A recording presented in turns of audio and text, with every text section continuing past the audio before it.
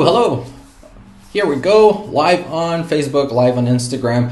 How are you today? This is Dr. E. Today is Tuesday, March 24th, and we are going into our second week of quarantine here in Spain. And some positive news. I saw that over there in the U.S., the government has started taking some important actions to keep social distancing at a maximum, especially in the larger cities. Now, a lot of people might feel like this is a little bit too much, but I do want to acknowledge that I think it is the right measures because people a lot of the times don't understand and don't really conceptualize the importance and the necessity of doing this, and I think it is a big risk to not do it that way. Now, many of us might get upset when we're suddenly forced to stay indoors, when we're suddenly forced to not be able to participate of the things and the activities that we enjoy participating in, but think that this is for the greater good of everyone involved. As we've said it over and over here over the last couple of days, it's not so much about you. If you're listening to this, you're probably not in the at-risk population, so it's probably not so much about you, but about helping to flatten the curve. And what that means is we want to make sure that if a lot of us are going to get the virus eventually, which is going to happen, we want to make sure that we don't all get it at the same time. Because if we do, even if we only have 1% of complications, that 1% alone, if we all get it at the same time, that's going to overwhelm and basically crash our healthcare system, regardless of whether we're, that's what happened in Italy, that's what's happening in Spain, and it could happen in the US. I'm not saying it will, but it could happen. Now, a couple of extra recommendations. Now that important action is being taken, I want to let you know, I want to remind you to please don't be disappointed in the next couple of days if you continue seeing the numbers rise. And many of you, I know that many of my followers have been working at home since last week, and I don't want you to get discouraged. That's been happening here in Spain, that people get discouraged because they say, well, I've been working at home. A bunch of people that I know have been working at home. Offices, shops, restaurants, bars, everything is closed, yet the numbers continue to rise. Remember that what we're seeing right now, the numbers that we see today, probably got infected about 2 weeks ago. So we're seeing the result of about 2 weeks ago manifesting right now. So we're going to continue seeing those numbers rising. Don't be discouraged about that and don't say like, well, it's just going to continue to rise, so I'm going to go outside. I think we've spoken a lot these last couple of days about flattening the curve, about staying at home, about not overdoing, not ignoring the recommendations, about following the right recommendations from the CDC, from the World Health Organization. So I'm not going to continue drilling on that today. Instead, what I want to focus on is as we start adopting what is going to be our new normal for the next couple of weeks, the next couple of months, maybe even, and a lot of us are starting to find our way into remote work. A lot of us are not used to working at home. I've done that on and off for several years, but I know of a lot of people, a lot of my clients in one of my businesses, a lot of them have never actually done remote work. They are practicing physicians, and when they need to go to work, they go to their office and they need to see people. So now they're starting to get used to doing telemedicine, to handling a remote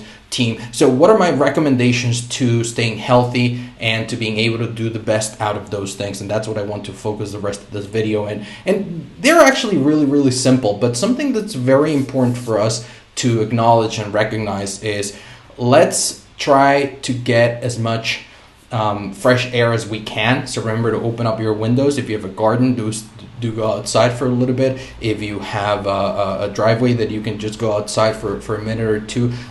Fresh air is really, really good. And also direct sunlight. We need direct sunlight. Our skin needs it to metabolize and to create vitamin D. Now, vitamin D is very, very useful in several things with our hormones and our immune system. So it's very important for us to get some sunlight, especially if we're starting to spend so much more time indoors.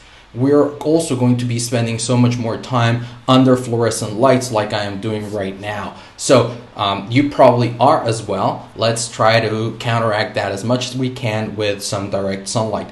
5 to 10 minutes is all you really need. Expose as much skin as you can, and that's one of the recommendations. Another one of my recommendations is drink lots of water. Try to have some water near your desk. Try to avoid overdoing coffee, which is something that I do struggle with. Try to not overdo the sodas, which is also something that a lot of people naturally reach for. And speaking of which, now that we're forced to stay indoors, something that a lot of people also reach in for is snacks, comfort foods. My wife, she feels bad because our son cannot go outside, and he's growing a little bit antsy. He's used to being outside and playing outdoors so long. So sometimes we feel bad and we want to make some, pancakes or bake some cookies and things like that. So it's very easy. I know that a lot of people are doing that as well right now. So try to not overdo those things. It's very easy to reach out for them. I know I overdid them the last week, so now I'm trying to stay focused and stay on track. Another thing is try to be active. Try to do some exercise, some movement, and it doesn't really have to be very, very intense. And I want to remind you, this does not mean go outside and go for a run. I know that a lot of people are saying, well, if you just go outside and you go for a run and then you come back, then it's fine.